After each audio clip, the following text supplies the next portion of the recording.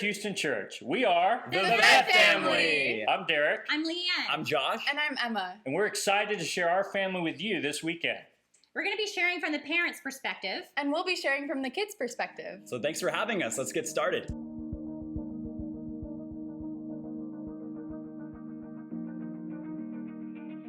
Brothers and sisters, we're so honored to be able to share with you this morning in this parenting workshop. But by no means are we perfect parents. But we have learned a lot. We have a lot of experiences. But before we share them with you, we thought it'd be good to share a little bit about ourselves. So we've been married for 29 years. We got married in St. Petersburg, Russia, while serving as missionaries overseas. And then our first daughter, Haley, was born in Stockholm, Sweden, while we led the church there for a couple of years. And now she's 25 and she's married to the awesome David Louie. And then our son Joshua turned 22 and he just graduated from UTSA and is now taking a full-time ministry position with the Austin Christian Church. And then our youngest is Emma. She's 16 years old, a junior in high school, and they're all faithful disciples, and we are so grateful to God for the blessings that they bring to our lives. Yeah, and we especially want to just express our gratitude to you, the church there in Houston, as last summer, my son Josh and Emma got to be part of your first youth corps. And man, they came back with such incredible memories. They really felt your love and support. And so thank you for the influence you've had even in our children's lives.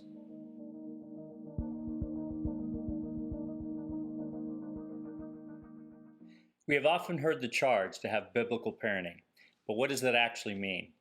The Bible primarily focuses on individuals within communities and being the people of God. However, within those community of God's people, we find direction for the families they contain. There are many passages that record the commands to fathers and mothers on what to do with their children, as well as many examples of parents, good and bad, that we can learn from as parents of our own children. So what is biblical parenting? I believe it is simply doing the best we can as parents, using and exemplifying biblical principles in the raising of our children. In Proverbs 22:6, CSB translation, says, "Start a youth out on his way. Even when he grows old, he will not depart from it." ESV, "Train up a child in the way he should go. Even when he is old, he will not depart from it." And the CEV, "Teach your children right from wrong. And when they are grown, they will still do right." One thing we need to understand about Proverbs is that they represent general truths and principles. However, they are not promises that they will always be true. Without that understanding, this passage can be a very heavy burden for many of us as parents. It was never intended to do that. Even in context of the passage, it's broken into two sections. One, prescribing the actions of the parents, and the other, describing the eventual response of the adult children. See, as parents, we are only responsible for the first part. The second is entirely up to the child as they continue to mature. We should not try to do something God doesn't even do. Take away free will. Biblical parenting is about incorporating principles that can bring blessings to your family, but they are not guarantees, as each individual has a choice. As parents, we're trying to equip our children with the best foundation possible so that they eventually can make right choices. I know some of you moms might be just starting out on this journey of motherhood, while others of you have been doing this for a long time. Either way, I want to start by sharing a few things with you first. First of all, we know that these days are long in the early years and the years are short. We also know it's very physically draining those first few years, but then later it gets more emotionally draining. So either way, we're in this for the long haul. But three quick things I want to share with you moms first that we've got to teach and train ourselves is one, to give yourself grace, a lot of grace. You know, there are times that we're going to feel like we have to be super mom, that we have to get everything done, that every dish in the sink has to be clean, and you know, every piece of clothing has to be clean, but you just got to be the best version of you. You're not going to get everything done. The to-do list will continue, but be present in the moment and give yourself grace. Don't compare yourself to other moms and what they can do and what they're getting accomplished, especially if it's on social media, because we know that those pictures of the perfect moms with all 5 of their kids under the age of 3 with every hair in place isn't realistic. We just got to do the best we can. The second thing, take time to adapt It just takes time. Every new stage in life takes time. And one of the areas that's going to take time to adapt is your walk with God. I remember becoming a new mom thinking, I can't have my hour quiet times anymore. I can't have a time that's uninterrupted. They find me in the closet. They find me in the garage. They find me in every room of the house. But it takes time to adapt in any new situation. We've got to be creative with podcasts that we can listen to while we clean. You know, the prayers. I prayed so many prayers while I was feeding my baby in the middle hours of the night, listening to Christian music in the car, and even Christian cartoons or spiritual cartoons. It's amazing what you can learn in a great cartoon or a Bible story that you're reading to your children. It takes time to adapt to new routines. So again, give yourself that grace and give yourself time to adapt. The third thing is to stop. We have to give ourselves permission to stop. You know, there's times that you're going to need to stop and take a time out yourself. There's going to be times that you're going to need to stop and take a little 15-minute nap if you can, and put everybody in their beds and in their rooms and say, you know what, mommy needs a timeout. Mommy needs a nap. Find your place. Find those moments of peace. Find help. Sometimes it's just a matter of us asking for help. But I think doing those three things, giving yourself a lot of grace, taking the time that we need to adapt to each and every situation, whether it's a newborn or a toddler or a teenager or a middle schooler, we're going to need to take time to adapt. And also just taking that time to give yourself permission to stop and give yourself a timeout. These three things have been helpful for me in adapting to motherhood in each stage of life. I'm so proud of my wife because I got to witness that, and I agree with everything she just said. I also want to really encourage our single parents. You're already in a very difficult situation. I can't even imagine trying to raise kids by myself. I need my wife, I need the church, and I want you to know you're not alone, that you have the church family to help you. Now, we have framed these two lessons from the proverb we began with, but I also want to share where Jesus, in one of his parables, really shows us how to parent. In Luke 15, verse 11, CSB translation, it says, "He also said, a man had two sons." Now, often the focus is only on the one son, but the father had two sons. The key to parenting is being consistent, no matter how different the children might be or respond. Of course, the rest of the parable is really about the second part of the proverb, how the older children would respond and learn from their own choices. However, it is implied that there was a lot of parenting that had taken place before this point. His parenting didn't begin when one decided to leave and one decided to stay, as we will see in more detail in the next lesson. It can be assumed that Jesus was referring to the context of his audience, the Jewish people, and all the customs and backgrounds in that context. The father would have known all the commands about parenting that were in Deuteronomy and Proverbs, as well as the many examples, good and bad, of the patriarchs, judges, kings, and prophets that are recorded in the scriptures. This father would have started his youths on their way. He would have trained his children in the way they should go.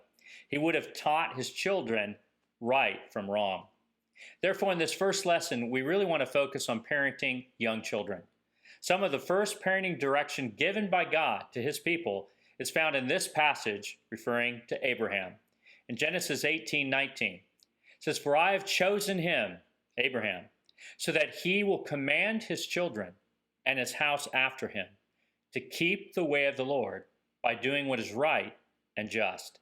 This is how the Lord will fulfill to Abraham what he promised him." What was the commands of God to Abraham? And to command means authority is necessary, it's required. His commands were to keep the way of the Lord and to do what is right and just. So our first point in today's lesson is keep the way of the Lord. You know, this is not an easy one for me early on in being a parent. Coming from my background where I grew up with a terminally ill father who couldn't really be engaged in the same way. I saw my mom do most of the parenting. And so I really defaulted to Leanne when it came to raising our children. And I saw the frustration. Many of you know the Incredibles movie where the mom is saying, "Engage!" I really had to learn to do that. I had to understand, like Abraham, I'm the one called as the man, as the father, to command them in the ways of the Lord. If we're going to start them on the way and to keep the way of the Lord, then one thing we need to do is establish rhythms. See, the Lord built rhythms into creation: days, weeks, years, and seasons. And if we want to be in sync with the life God intended for us individually, as a married couple, and as a family, then we too need to learn to live a life of rhythms: daily, weekly, seasonal, and special. One of these charts I'm going to show you really helps break down not only the rhythms, but as well the relationships within those rhythms. When we look at daily, you have your relationship with God.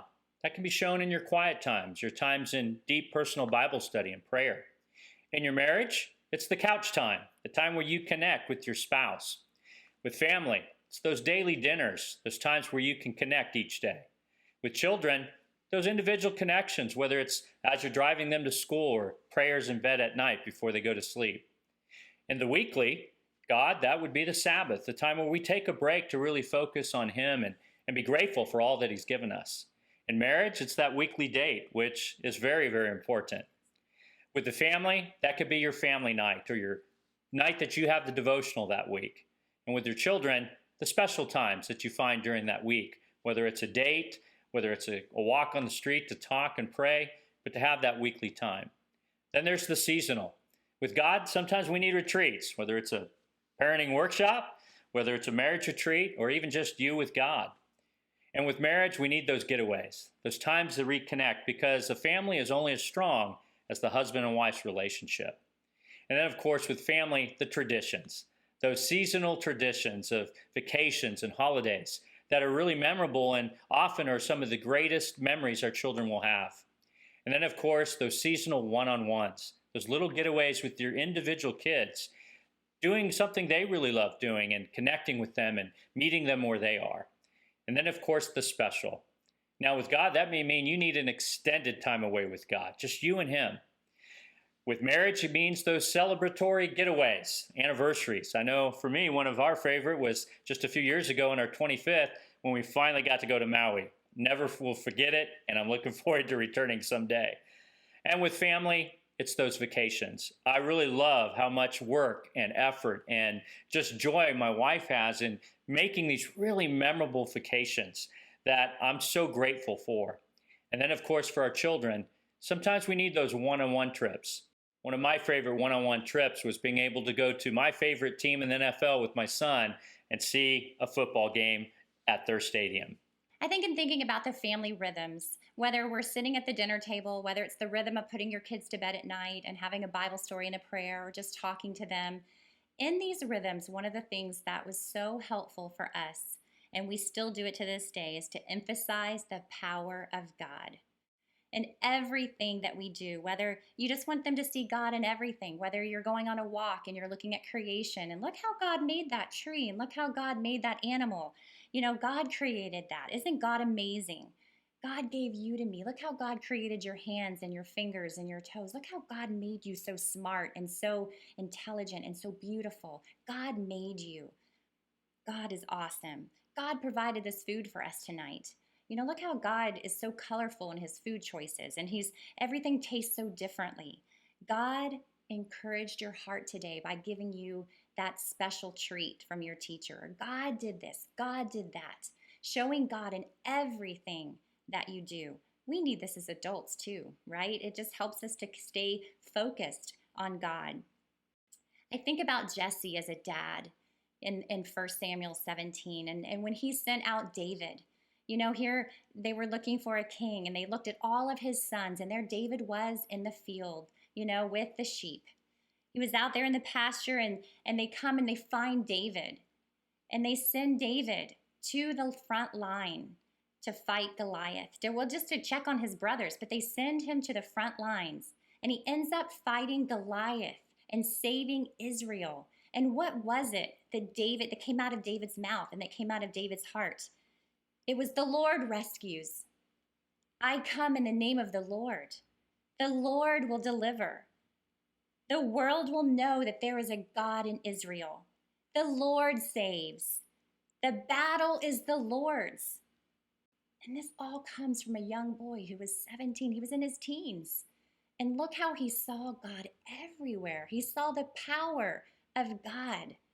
And I know in our homes, the more and more that we can talk about the power of God, Derik and I share our Russia stories when we were missionaries overseas. Every time we have a guest speaker come into town, we want our kids to come along and join in on the conversations to hear about what God has done all over the world. We always try to sneak our kids in, even if we have to bring a brown paper bag lunch or something. We want them to hear, we want them to have heroes in the faith that talk about how great God is. We want them to hear people's testimonies. When they come to dinner and we sit around the table, tell us how you became a Christian. Tell us how great God is and how God moved in your life. When we can do that for our children and we're talking about it all the time, it gives them the best opportunity to seek after God themselves. We know that our children ride on our coattails of faith for quite a while. And then there comes a point in time in their teen years, usually, and maybe later, that they will come face to face on their own and figure out, is this my faith or is it my parents? The second thing is to train the heart, not just the actions. When we go through our daily, weekly routines with our children, whether we're at the dinner table, we're in the car, it's bedtime, we're trying to get out the door to head to school or to head to church, there's so many opportunities that we will have as parents to train the heart. It will be for us as a parent to train our own hearts, but it will also be for us to train theirs. And I know it's easy just to expect them to obey. Just obey because I told you to obey. Or don't hit your brother. There's a lot of don'ts and a lot of no's that come out of our mouth. But to truly train in a way that gets to the heart. Our goal cannot be for our children to just not sin. Our goal has to be to equip them to honor God in all that they do, even from an infant stage. It's a training that takes place, and it has to be intentional. And this is where the family devotionals and the consistency of talking about God and talking about His Word and talking about the right way to do things. We focus a lot on the wrong way to do things, but we've got to teach them the right way to do things. We had many of nights where we would have our family devotionals. Okay, we're going to teach here's the wrong way and here's the right way, and what way is pleasing to God. And I think it's going to be so important for us in this stage of life and those early years to teach and train what is right and what is good and what's honorable. And I think understanding Proverbs 22:15, that folly is bound up in the heart of a child, but the rod of discipline will drive it away. And understanding our children need a lot of training. You may think, I taught our kids this, 3 weeks ago. I don't understand. We had it down pat. It's going to be training over and over and over in these earlier years. But again, keeping in mind, it's going to be training over and over for us too, to stick at it, stick with it, because it's worth it in the end. When I think and look back on my earlier years and my upbringing, what helped me the most was just overall family time and those bonding memories. And there was just a constant encouragement going on in the household. And one thing that helped with that was this thing we called the encouragement bowl. And every night at the dinner table, all of our names would be in the bowl, and we would have to choose a random slip of paper with one of our family members' names on it and just talk about something we love about them and just encourage them. And it just gave me a deep foundation of finding the good in people. Another thing that really helped was family devotionals, and some were more memorable than others, and as a young kid, I wouldn't be super excited each time, but it was just such a great way to connect God and my family, and just that consistency really built a strong foundation in my life, and I'm just very grateful looking back that we had those every Monday, and it was just very helpful. Along with family time, one-on-one time is so important. And I know my dad would take each of us kids individually on donut dates, and I would always look forward to that because it was just me and dad time. And also, I really appreciate my one-on-one time with my mom. And every day after school, she would stop and put away her phone just to listen to how my day went. Whether it was a bad day or a good day, she would listen to my hour-by-hour explanation of what happened. And I just really appreciate that. So to start our children on the way, we got to keep the way of the Lord. But that starts with us. And then as Leanne already alluded to, we got to teach them, point two, to do what is right and just. And I believe there's a reason he adds just. It's not just about what to do, but it's the how and why we do it as well. See, later, God would communicate direction not just to the one family, but the entire people of Israel, as is clear in the Shema of Deuteronomy. This direction was given in context of the whole community. Parenting was not meant by God's people to be done alone. It required impression, repetition, and training. However, it was not only incorporated in the moment of discipline of a child. See, too often that is where parenting is only focused, when parenting should be predominantly incorporated in the more productive and positive times outside of the moments of discipline. None of us learn well when we're being criticized or given correction. See, in raising children, there are some important principles to understand based on the ages of your children. As you can see from this chart, when they're young, you really lead through authority. You're bigger, you're stronger. They're going to listen to what you say. But as they get older, especially when you get to those middle school years, you actually lose authority. You still are the parent of the household. You still do get to tell them and protect them and train them. But now you're going to need to shift to influence. That's the only thing we'll have as they get older. We'll talk a little bit more about that in the next lesson. But influence is going to require communication. It's going to require being an example. See, in teaching them to do what is right, it does not mean you're always right. I made a lot of mistakes, but I can still teach them what is right by repenting. I've had to come to my children, collectively and individually, and ask for forgiveness for me being short-tempered, for being irritated or reacting because I felt inconvenienced, or not really listening. I needed to come to them and show them that what's right isn't me. It's what God expects from me and from Leanne and from us as a family in order to please God. We want to do what is right and just.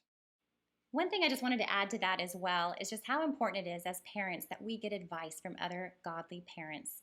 And it's important for our kids as they become of age to see that, wow, my mom and dad are getting help. My mom and dad are growing. My mom and dad are getting advice. My mom and dad are getting discipling. We would share that with our kids. You know, we'd sit at our family devotionals or in our times around the family table, and we would share what we learned, or if we got discipling on something, how we're growing and how this was great and how this was good, because we always need to grow and change.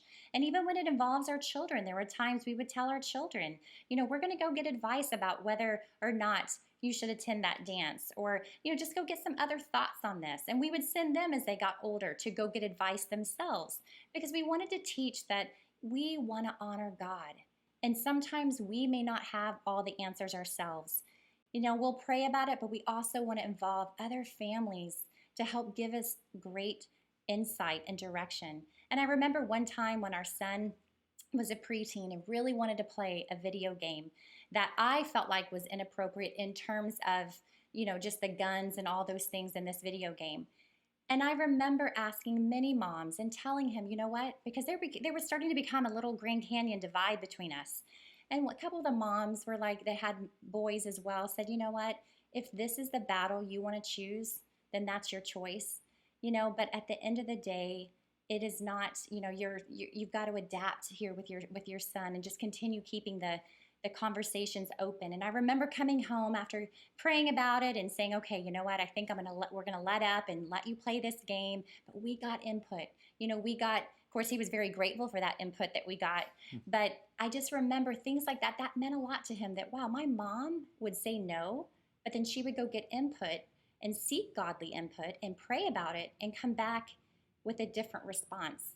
And I think it's just important for our families and for our children to have other families involved and other people involved, so it's not just us that carry the weight and the decision making.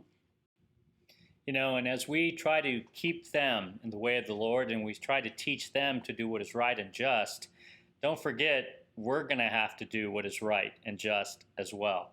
And it's not always easy. I remember with some of the gaming as he got older, it became very self-focused and took a lot of his time. But the problem is I also like gaming, and it was taking a lot of my time and has even affected our marriage at times. And I remember my son coming to me and saying, well, Dad, you have a game. You just got the upgrade. And I realized if I'm going to teach him what is right, I got to exemplify it first. And so I said, son, come with me. Here's the upgrade. I don't want this to ever be a stumbling block to you. So we're going to go to the game place and we're going to give it back. And I remember he couldn't believe that. And later he told me he was just hoping I wouldn't call his bluff. But he'll never forget that, hey, if I'm going to call him to do it, my dad is going to do it too. And that was very tough for me. I never went back and played that game ever again. But I sure gained an incredible relationship with my son, and not to mention a lot of blessings in our marriage. You know, looking back at the early years, there was a lot of things that started me out on my way. There wasn't one specific beacon of light in my life where everything came realized and this is who I need to be, this is how I'm supposed to act. It was a lifetime of VeggieTales and going to youth camps and Kids Kingdom on Sundays and family devotionals. There were so many things that started me out on my way and continue to teach me to this day. But I have to say, the most important moments for me growing up were the conversations that I got to have with my parents. When I would mess up or I would be corrected or disciplined, my parents didn't just punish me for my actions. They wanted to know my heart.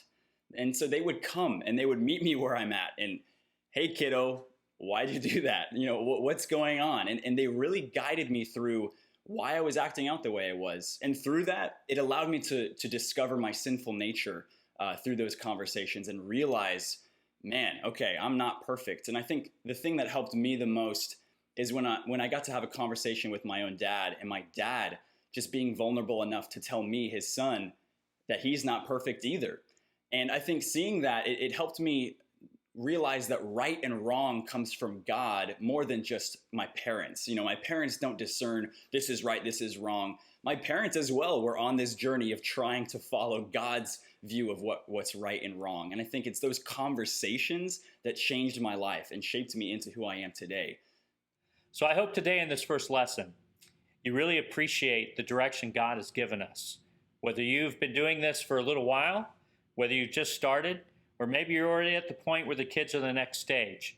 Well, we'll address that in the next lesson. But let us understand, it is our role to start them on their way, to help them keep the way of the Lord, and to teach them to do what is right and just.